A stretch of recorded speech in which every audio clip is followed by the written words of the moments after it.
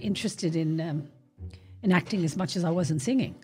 So for me, you know, singing was part and parcel of the whole entertainment thing.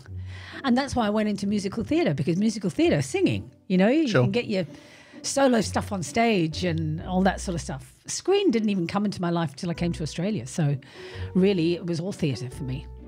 So that's how I got into theatre. And then I started getting the auditions.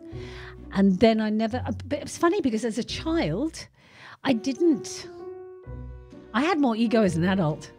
Really? Oh yeah. When I was a kid, if I got the audition, I wouldn't even come home and tell mum and dad. The first audition I got, which was a big one, was Jesus Christ Superstar, and that went all over London. And I got it. And it was weird because I was a brown kid do you know what I mean? It's like that was unheard of in England. You never got a lead role, you weren't white. It's funny, even though the apostles and Jesus were brown. Yeah, right. Middle East. Yeah.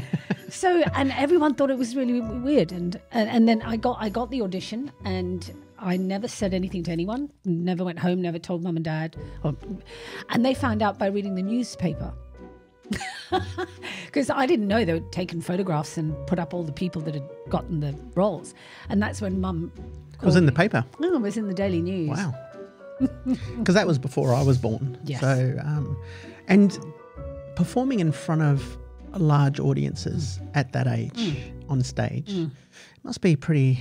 Oh, the most amazing feeling in the world. And it's very different. Stage is very different to film. Very different to film. It's a very different high. And it still remains a high. You never lose the novelty. Sure. You never lose the novelty. Whereas I found you can lose the novelty on set. Well, you know, I heard a theatre actor the other day. He's the actor that played Christopher Moltisanti in Sopranos. Sopranos. In Goodfellas. Yeah.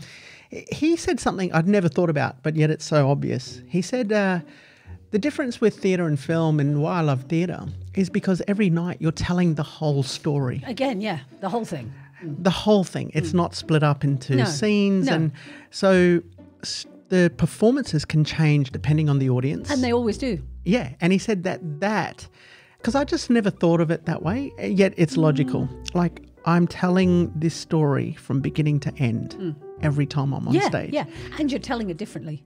Yeah.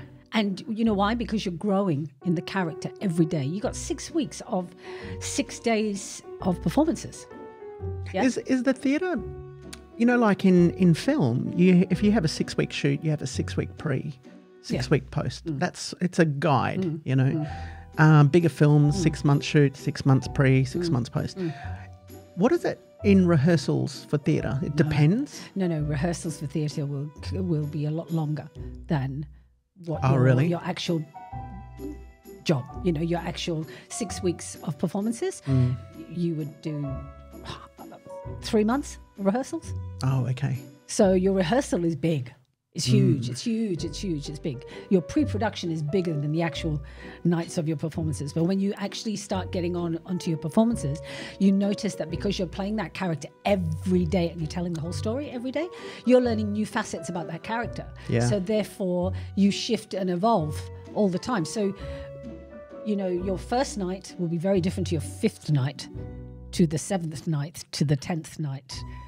To the end of the 6 weeks, and it grows. It should. It's like a character possession. Yeah, it happens gradually. Yeah, you slowly get involved. It becomes very personal. Right. You forget an audience completely. You don't even know they're there. But that must be a great thing. It's fantastic. It's fantastic, and it's only when you finish. At times, I remember, it's only when you finish, and you hear the clapping, you suddenly go, I'm on stage.